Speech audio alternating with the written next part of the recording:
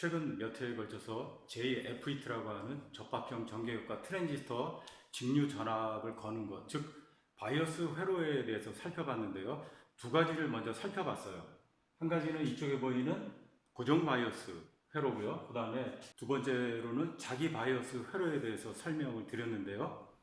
자기 바이어스를 설명할 때 자기 바이어스가 고정 바이어스에 비해서 어떤 장점이 있느냐, 여러 가지를 얘기하지 않고 한 가지만 얘기했어요. 그 한 가지가 뭐냐면, 고정 바이어스 회로라고 하는 것은 게이트와 소스 간의 전압이 마이너스 전압이 걸려야 된다고 그랬어요. 제로볼트가 걸리면은 최대 드레인 전류가, 그러니까 포화 드레인 전류가 흐른다고 했는데 마이너스 전압이 걸려야 된다고 했어요. 그렇기 때문에 여기에 마이너스 전원이 들어가는 문제가 있다. 전원을 또 한 개 써야 되니까, 예를 들어서 뭐 장비에 들어간다, 마이너스 파워 서플라이를 별도로 써야 되는 그런 문제가 있다. 번거롭고 비용의 문제도 있다.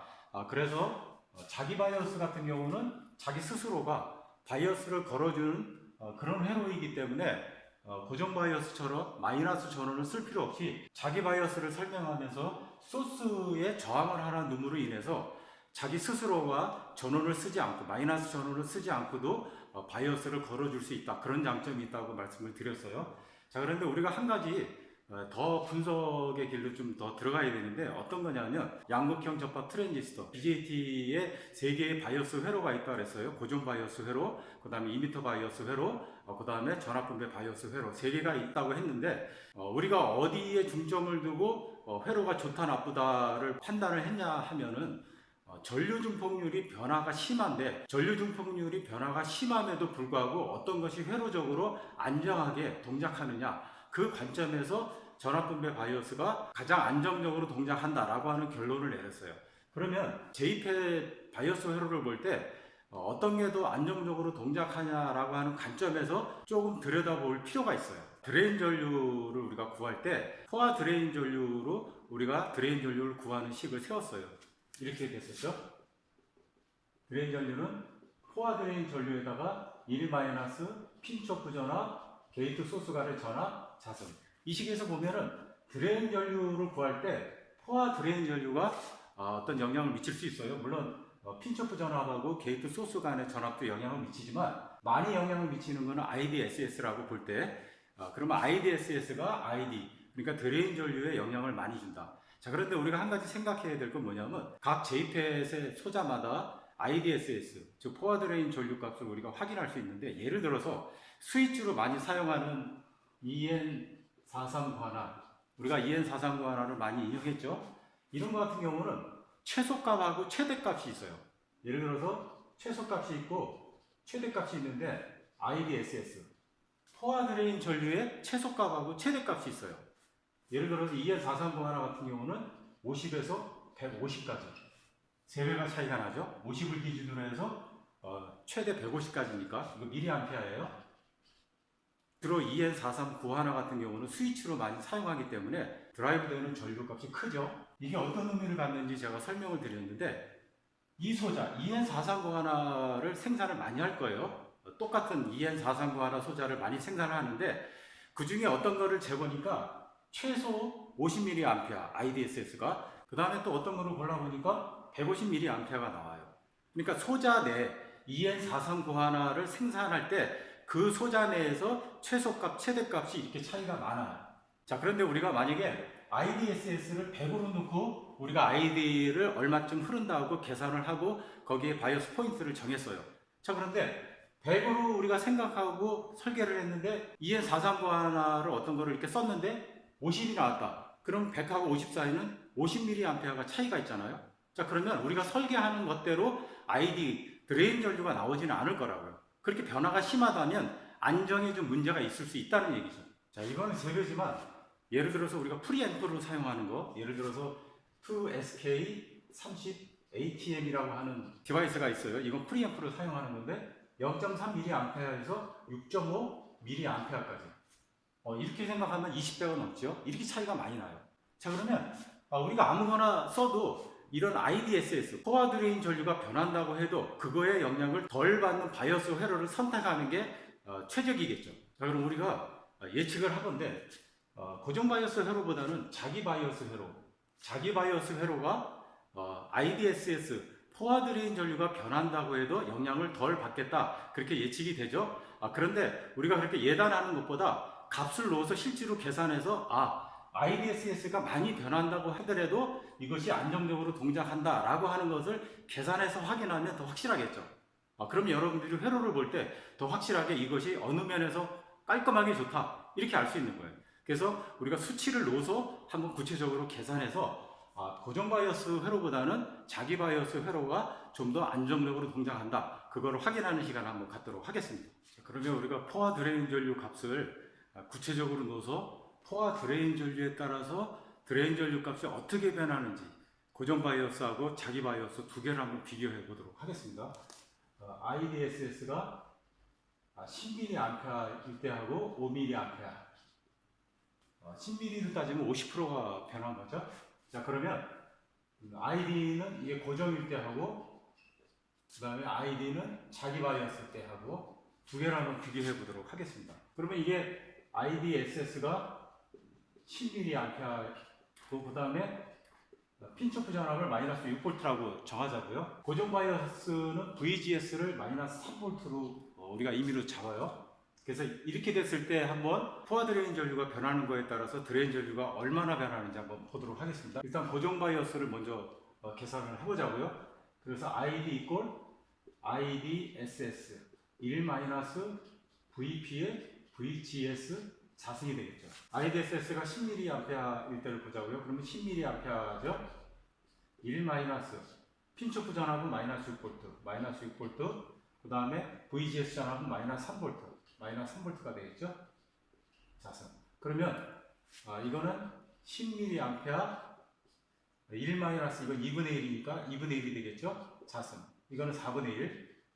그럼 10mA를 4로 나눠주니까 2.5mA가 되겠죠. 2.5mA 드레인 전류가 흘러요. 그러면 이제 IDSS가 5mA로 변했을 때, 5mA로 변했을 때는 이게 5mA로 변하는 거니까 4로 나눠주면은 1.25mA가 되겠죠. 자기 바이어스 때의 드레인 전류를 한번 구해보자고요. 자기 바이어스는 RS가 들어갔죠. 그 다음에 마이너스 전원 전압이 없어요.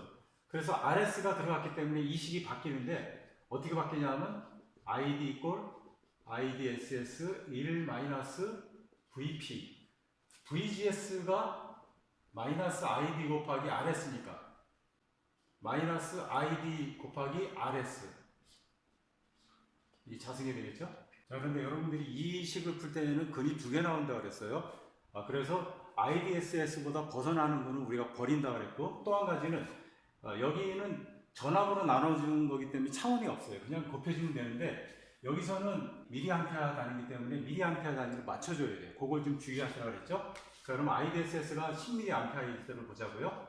10mA 1-VP는 마이너스 6V가 되고, 그 다음에 ID 곱하기 RS는 1kg로 넣자고. 우리가 여태까지 1kg 오음으로 넣고 계산했으니까 이거를 1kg로 넣고 계산해 보자고요. 그러면 1kg 오음이에요. 그럼 이거를 아래로 넣으면 6mA가 되니까, 그럼 마이너스 마이너스 여기 그대로 6mA ID 자승 이렇게 될 거라고요. 2차 방정식이니까 근이 두 개가 나와요. 그런데 IDSS가 10mA일 때를 보니까 10mm 넘어가는 것은 그거는 우리가 이제 쓸 수 없는 근이라고 얘기했어요. 자, 이거 계산해 볼까요? 10mA 이게 1 마이너스 3분의 ID 플러스 36분의 ID 자승 이렇게 나오죠. 그럼 36분으로 통분하면 이걸 계산하면 10에 36분의 36 마이너스 12 ID 플러스 ID 자승 36을 앞으로 끄집어내면은 36분의 10 36 마이너스 12 ID 플러스 ID 자승 이게 ID라 그랬죠. ID 이거를 정리하면은 36 마이너스 이게 3.6이니까 5.6 ID 플러스 ID 자승이 나와요. 근해 공식에 놓고 계산해 보자고요. 그러면 이게 36 플러스 마이너스 3에 69 5 이렇게 나올 거라고. 플러스 마이너스 두 개의 값이 나와요. 12.18mA하고 2.216mA가 나와요. 그러니까 12.18이라고 하는 것은 지금 IDSS가 10mA니까 그거보다 크죠. 그러니까 이 값은 필요가 없어요. 이 값만 우리한테 유효한 거예요. 그러면 2.216mA. 10mA일 때는 2.216mA가 돼요. 모듈러서 이제 이런 식으로 계산하면은 2.106mA가 나올 거라고요. 여러분들이 한번 계산해 보세요.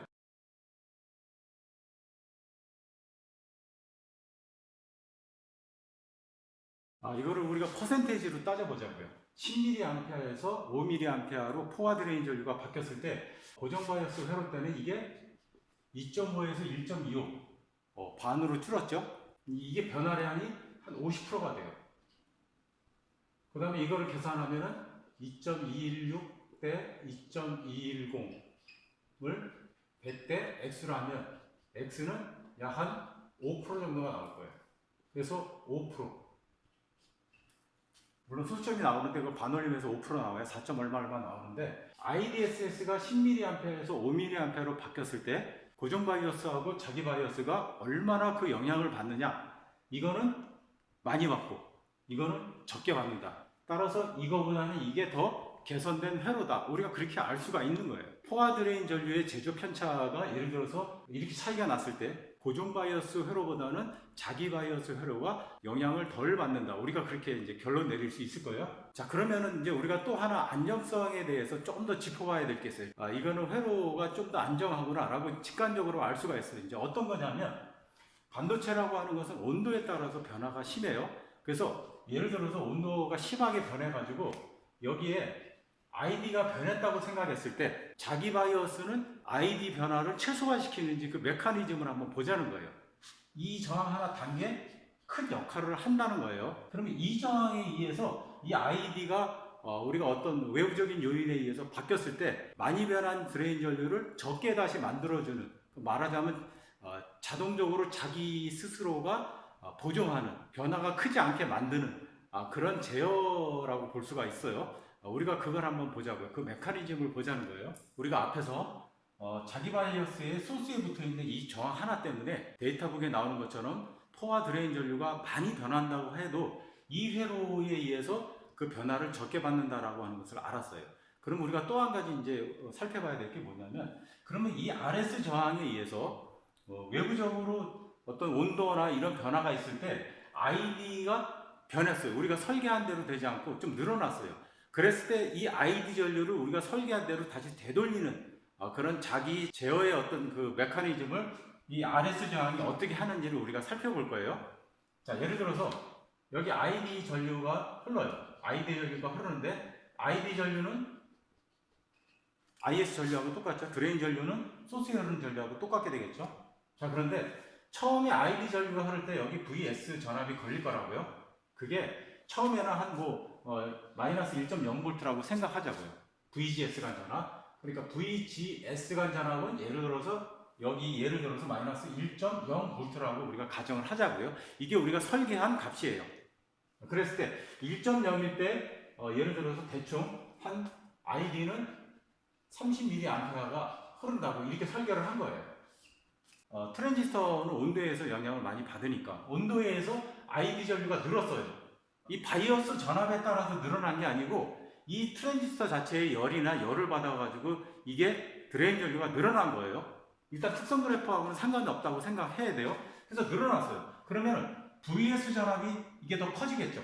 왜냐하면 우리가 설계한 것보다 소스에 흐르는 전류가 더 커졌으니까. 드레인 전류가 커졌다는 얘기는 소스에 흐르는 전류가 커졌다는 얘기죠. 소스에 흐르는 전류가 커졌다고 하는 얘기는 VS 전압이 높아졌다는 얘기예요. VS 전압이 높아졌다는 얘기는 지금 게이트 쪽에 0V가 걸려있고 소스에 걸린 전압이 설계한 것보다 전압이 높아졌어요.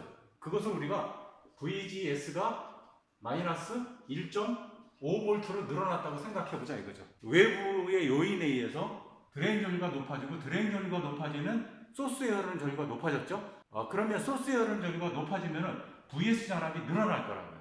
그럼 VS 전압이 높아진다는 얘기는 게이트에 비해서 상대적으로 소스가 전압이 높아지기 때문에 게이트와 소스 간의 전압이 마이너스 전압으로 더 내려간다는 얘기예요. 그럼 우리가 여기 한번 보자고요.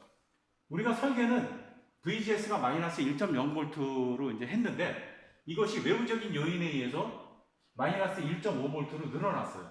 이 JPET의 출력 특성 그래프에 의해서 마이너스 1.5면은 약 20mA가 흐르게 돼요.